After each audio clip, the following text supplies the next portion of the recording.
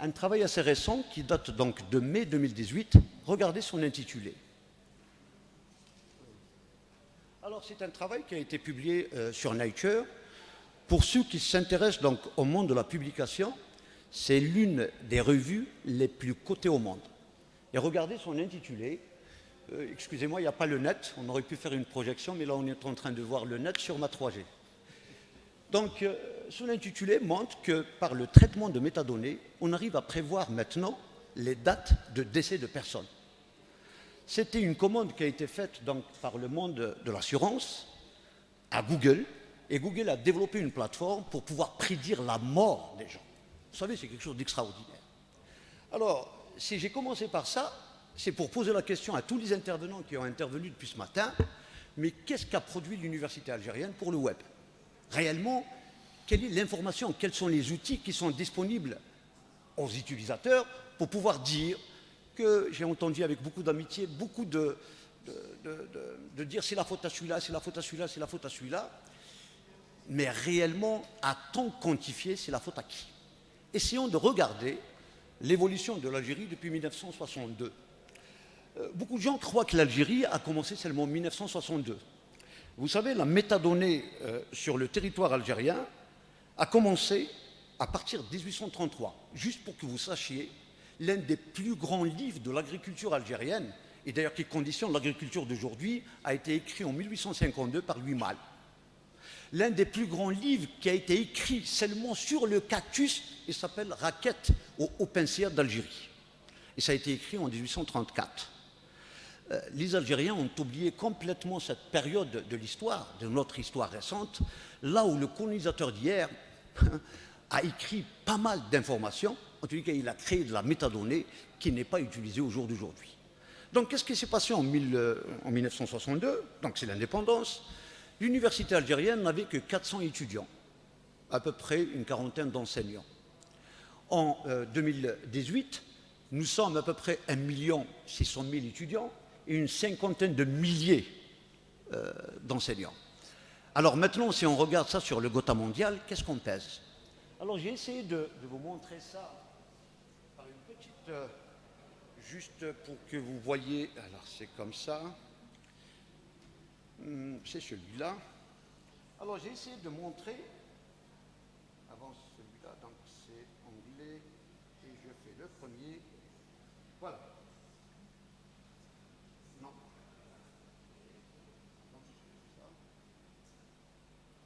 Alors, il y a un site, bon, je vais en parler parce qu'il faut travailler. Il y a un site qu'on appelle... Donc, vous savez que la recherche du Gotha mondial, elle s'évalue par deux types de catégories en termes de production scientifique. On l'appelle la catégorie A et la catégorie B. Pour pouvoir peser la catégorie A, on y va sur le Web of Science, donc qui est une base de données consultable et qui appartient à Thomson Reuters. Par contre, la catégorie B, qui inclut aussi la A, c'est le Scopus. Il y a donc un site là où vous pouvez télécharger la métadonnée, c'est-à-dire comment on pèse l'Algérie dans son contexte africain ou dans son contexte mondial. Juste pour que vous sachiez, l'Algérie, elle est classée 3e dans la production catégorie A et catégorie B. Alors, qu'est-ce que j'ai fait? J'ai croisé l'autre donne en disant, mais l'Algérie, elle est placée combien en technologie d'innovation? En Afrique, on passe de la 3e position jusqu'à presque la 11e position. Il faut se poser la question, pour quelle raison? Eh bien, la raison, c'est qu'on ne travaille pas. Je ne parle pas des gens qui sont à l'extérieur de l'université, loin de moi. On ne travaille pas parce que tout simplement, quand on pèse, il ne peut pas y avoir de développement dans un pays sans qu'il y ait de la recherche scientifique. L'université forme les gens par la recherche et non pour la recherche. On ne forme pas les gens pour faire de la recherche, mais on forme les gens par la compétence recherche. Et si on regarde au niveau soit du Web of Science, soit au niveau du CIMAGO, donc de la base de données Scopus, l'Algérie occupe la 691e place. La première université algérienne occupe la 600. Ce n'est pas une position très mauvaise, c'est une position extraordinaire. Mais si on y va sur les technologies de l'innovation, on passe la 691 place, des 11e places à la 1000e place. On dégringole de 400 places, et bien parce que tout simplement on n'innove pas. Mais dans quel domaine on innove?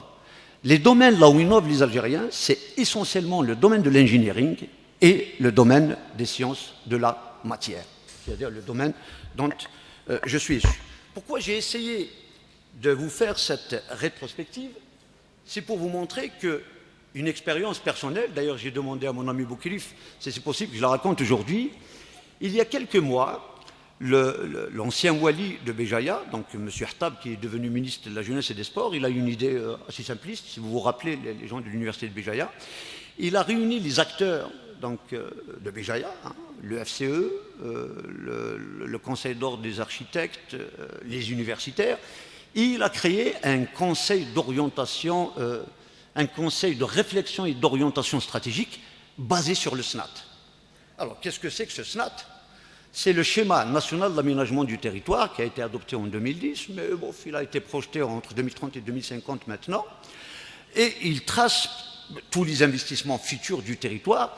Et puisque Béjaïa est un petit peu en retard, il s'est dit, tiens, essayez de me donner des idées, parce que le prochain SNAT va être corrigé d'ici 2020. Et on a eu l'idée, parce que nous, les technologues, on fait un certain petit travail. Donc je dirige un laboratoire qui porte un intitulé assez barbare, biomathématiques, biophysique, biochimie, mais on fait de la scientométrie, ça veut dire qu'on mesure les niveaux de science. C'est-à-dire quand on s'intéresse à une thématique bien définie, la première des choses qu'on est obligé de faire, c'est l'état de l'art. Et l'état de l'art, c'est quelque chose de très, très important. Beaucoup de gens ne savent pas, mais l'Algérie, l'université algérienne, est dotée d'un système national de documentation en ligne. Et sincèrement, ils sont rares les gens qui l'utilisent. Ce système national de documentation en ligne, l'Algérie le paye à peu près une somme. Je vais vous donner un ordre de grandeur. Pour toutes les universités algériennes, c'est 375 milliards de centimes, à peu près l'utilisation d'une dizaine de bibliothèques. Et les bibliothèques les plus utilisées, c'est le Sciences Direct, c'est la Wiley, c'est la Springer. Donc toutes ces bases de données ne sont disponibles et gratuitement, c'est-à-dire payées. Et on nous met derrière des logiciels d'une importance majeure pour aller regarder les états de l'art, à titre d'exemple, comme le EndNote. Alors, pourquoi je vous parle de tout ça? Parce que quand on nous a fait rentrer dans la dimension du cross, on a proposé au Wali quelque chose de très simple. On lui a dit, tiens, la métadonnée. Vous savez, Béjaïa est devenu Wilaya en 1974. Et quand on a essayé de regarder qu'est-ce que c'est que Béjaïa depuis 1974, je commence par celui-là.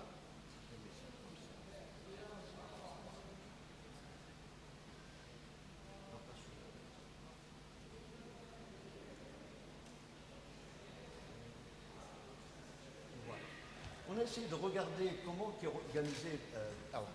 Tout d'abord, j'explique quel est le rêve de tout un chacun.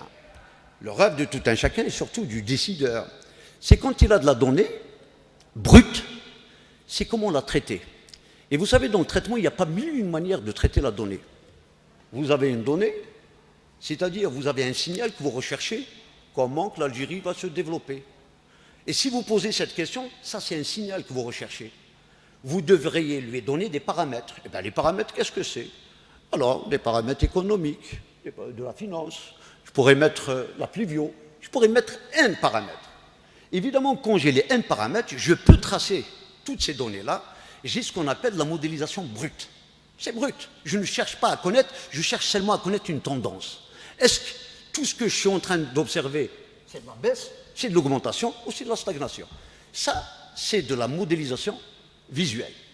Maintenant, je peux avancer et faire de la modélisation primaire. Vous savez pour quelle raison? Parce que j'ai des milliers de modèles au monde, là où je pourrais regarder est-ce que ma donnée brute est modélisable, en tous les cas sur les modèles connus. Ça, c'est les modèles primaires. Après, des modèles primaires, je peux soutirer certaines informations que je vais injecter dans des modèles physiques, c'est-à-dire propres à notre réalité. La donnée, qu'est-ce que c'est? Vous avez donc des chronologies. À titre d'exemple, je vais prendre le sport scolaire à Béjaïa. Dommage, le professeur Zabar n'est pas là, mais c'est ce qu'on est en train de faire. On se pose la question suivante. S'il y a des malformations au niveau des enfants, est-ce que c'est dû tout simplement à la génétique, c'est-à-dire chez leurs parents, ou peut-être c'est le climat de la localité, on ne sait pas. Donc on peut croiser mille et une données pour aller chercher de la réponse. Alors, qu'est-ce qu'on s'est dit? Nous allons regarder comment est organisée une base de données. Vous savez, donc, quand on a rencontré les acteurs, et c'est ça la chose importante, c'est qu'auparavant, on s'amusait à triturer, à utiliser des modèles dans nos laboratoires, parce qu'on est des rats de laboratoire, mais on ne s'intéressait pas à l'intérêt de la Wilaya, de la DPAT, d'autres organismes. C'était pas si le dernier de nos intérêts. Jusqu'à ce que ces gens-là, on était assis, ils nous posaient des problèmes concrets. Et bien, on leur a demandé des choses simples. Montrez-nous ce que vous avez comme données. Voici comment sont organisés les DPAT à l'échelle nationale. Ça a changé de nom maintenant. On les appelle donc auparavant Direction de la planification et de l'aménagement du territoire. Ça a changé de nom.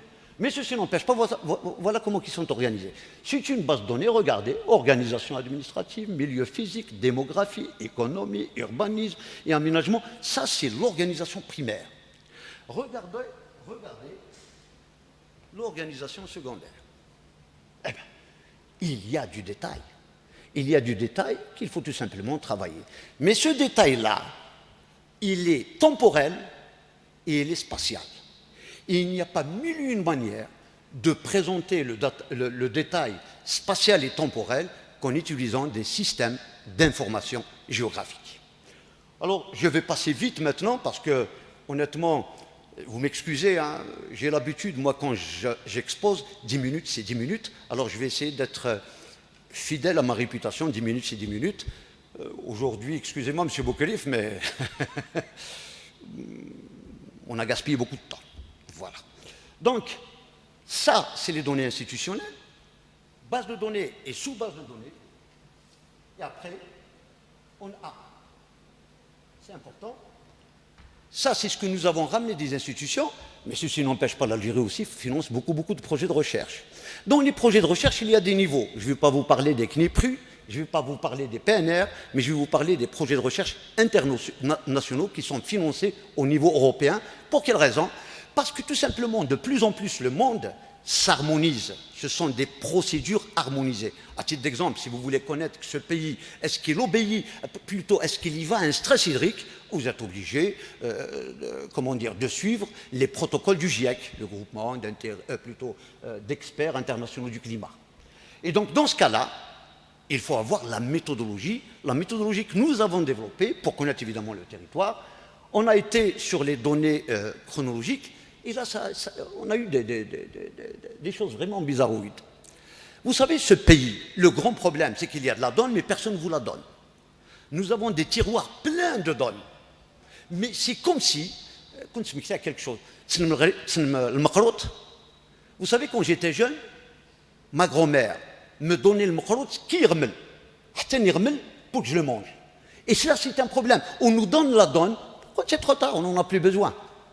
Pour quelle raison? Parce que maintenant, on peut recréer de la donne avec de l'imagerie satellitaire. On peut recréer la donne, et plus les gens ils vont plus vite que vous, plus ils prennent les décisions à votre place. Ce que je vais vous raconter maintenant, c'est ce qu'on appelle les outils de prise de décision. Et vous savez, le politique, ou le pouvoir autocratique, j'ai bien aimé M. Khadi Hassan quand vous parlez ce matin du pouvoir autocratique. Vous savez, on va se poser la question, s'il va vous aider à développer le web, quel est son intérêt? Il devrait avoir un intérêt. Quel est son intérêt? Eh bien, son intérêt, il faut lui donner des outils de prise de décision, et ce que je suis en train de vous montrer. Alors, ça c'est des cartes. C'est pour vous montrer en termes d'historique, ça ne date pas d'aujourd'hui. Les Turcs, quand ils sont venus, ça c'est la carte, je ne me rappelle plus comment il s'appelle, je pense que c'est Hamid Raïs. Ça c'est sa carte, regardez, il représente Béjaïa par rapport à Alger, Oxelmes, c'est Texit. Donc la donne en métadonnées, déjà en 1510, regardez les gens, qu'est-ce qu'ils faisaient? Regardez ce que je vais vous montrer, parce que ça fait partie de la cartographie, c'est de faire l'historique. Regardez les Espagnols, pardon, je reviens en arrière, voilà les Espagnols vers 1551, Béjaïa vers 1955, vers 1848 en termes de flux et transport. Ça c'est l'armée américaine quand elle a débarqué à Béjaïa. Ça aussi c'est le flux. Alors j'avance pas. Et regardez les premières cartes, et la carte la plus connue, qui date à peu près de vers 1200, c'est la fameuse carte d'Idrissi, là où il y a un détail assez particulier. dommage, il n'y a pas juste de ce côté-là, là où vous voyez comment dire, le bassin de la Souma.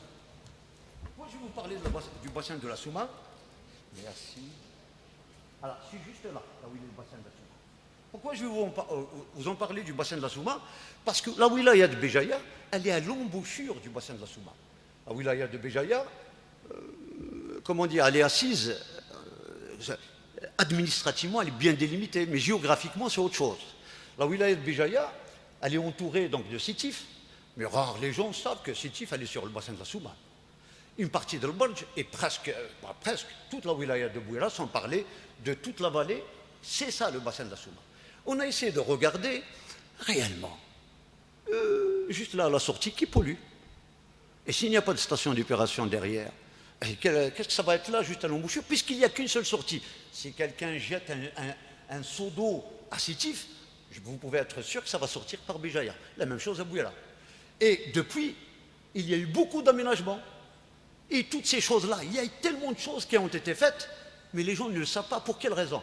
Parce qu'ils n'ont pas une répartition spatio-temporelle de la donnée à leur niveau. Alors, comment qu'on fait ces choses-là? Et voilà.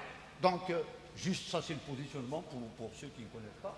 Donc, vous avez l'Algérie, vous avez Béjaïa, et voilà le fameux bassin de la Souma. Ça, c'est la wilaya de Béjaïa. Ça, c'est Sétif, Al-Badj, et de l'autre côté, c'est Tizi Ouzou, donc on ne partage pas du tout le bassin. Un seul bassin du Sibaou, et ce côté-là, c'est Bouira. Et regardez maintenant les données qu'on a obtenues de la part de la DPAT, plus évidemment nos données, par des petits traitements. Regardez, bon, ça c'est facile à faire. On a fait la carte de l'altimétrie. Demain, si quelqu'un veut investir, supposons dans le tourisme, il veut investir à plus de 1000 mètres. Nous pouvons lui donner des aires là où on peut investir. Alors, la même chose, ça c'est les bassins, les sous-bassins, parce qu'un bassin version, il a des sous-bassins. Comment qu'ils sont représentés? Ça c'est le climat. Petit exemple, pourquoi on l'a fait? On l'a fait parce que tout simplement, il y a des investisseurs qui veulent investir pour très longtemps. Vous, investisseurs, à Pélouche des airs, donc on peut investir du blé, donc il peut faire du habitat, des airs, au moins on se met à on peut lui démontrer que du côté d'Azmel, il peut investir son carrosse, mais évidemment, il y a des hectares de disponibles. Alors la même chose, ça c'est comment, quelle est l'évolution de la pluviométrie sur à peu près 70 ans, comment la pluviométrie a évolué, et on a pu démontrer par ces travaux-là que tout simplement il y a un phénomène de pluviométrie, il y a un retour à la pluviométrie à partir de 2010, mais il y a eu une rupture de la pluviométrie vers 1980 suite à un phénomène qui est mondialement connu, qu'on appelle le NAO, pour l'oscillation nord-atlantique, etc., etc. Ça, alors, ça c'est le réseau hydrique. Ça, vous avez quelque chose d'important qu'on est en train de développer avec un très grand détail, c'est l'oviculture ici à Béjaïa. C'est quelque chose d'important. Regardez cette carte, et regardez juste la carte qui va venir. C'est comment on rivalise la forêt avec l'oviculture. Ça, c'est quelque chose de très important parce qu'on vient juste de démontrer que l'oviculture à Béjaïa, la plus développée à l'échelle nationale, est en train de régresser au Cap-Vert parce que l'olivier est en train de se transformer en oliace, en travail public. Donc, via la cartographie, on peut apprendre beaucoup de choses, et ce sont des outils de prise de décision dont, évidemment, le décideur en a besoin. Et plus on lui produit ce jour-là, donc, de niveau d'information, parce que c'est la cartographie qui bouge, là où il peut faire interagir l'information, meilleur le décideur, il va vous aider à faire évidemment ce que vous voulez, etc. Donc, j'avance. Ça, c'est pour la répartition des centres urbains et densité de population. Ça, les espaces dominés par des centres urbains de petite taille, etc., etc. Donc, il y a mille et une informations à l'intérieur. Je passe à la deuxième présentation, juste. Voilà. Pardon, j'oublie. Vous auriez dû me donner une cravate. Et là, évidemment, c'est quelque chose qui est spécial seulement à la wilaya de Béjaïa. Donc, on extrait. Qu'est-ce qu'on est en train de faire? Parce que les gens de la wilaya nous demandent seulement de la donnée par Béjaïa. Mais évidemment, nous, en termes de recherche, on cherche les interactions entre les Béjaïa. La délimitation administrative, ce n'est pas forcément une délimitation géographique. Donc, je voulais vous montrer aussi, pour que vous voyez comment que ça évolue. Regardez la même carte. Vous avez donc la situation de la wilaya de Béjaïa. l'organisation administrative, la carte des altitudes, la carte des pentes, la carte lithologique, la carte géologique, la carte hypsométrique, la carte des bassins et sous-bassins versants, la carte de précipitation qui est très importante, parce que je vous ai dit tout à l'heure, les premières données de précipitation sur la wilaya de Béjaïa, sur Béjaïa, datent de 1880. Tout le monde connaît le Kézel. Etc., etc. Regardez la carte de l'érosion, la carte d'occupation des sols, la carte pédologique, la carte des infrastructures, la carte d'accroissement démographique. Donc, vous pouvez avoir mille et une informations. Imaginez que cette information, elle est disponible à tous les doctorants. Elle est disponible à tous ceux qui savent traiter de la donnée. Donc, il va y avoir des milliers et des milliers de traiteurs. On ne peut pas tout traiter tout seul. Si vous cherchez de l'information sur le climat français, vous y allez, vous pouvez remonter jusqu'à presque... Alors même par simulation, il remonte jusqu'à 1000 ans. Mais c'est disponible. Si vous cherchez de l'information sur le climat algérien, il commence seulement à être disponible à partir de 2009, parce que l'Algérie a signé une convention avec l'Office mondial de la météo. Mais si vous cherchez de l'information de 1981, il faut courir. Et bien, je vous remercie de m'avoir écouté. Merci.